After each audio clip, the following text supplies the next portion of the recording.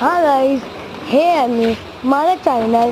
या चॅनलमध्ये जे पण मी माझे गणपती दाखवतो त्यातला त्यातला कुठला गणपती तुम्हाला आवडलेला आहे तो मला कॉमेंट सेक्शनमध्ये नाव लावून या. ठीक आहे, बाय.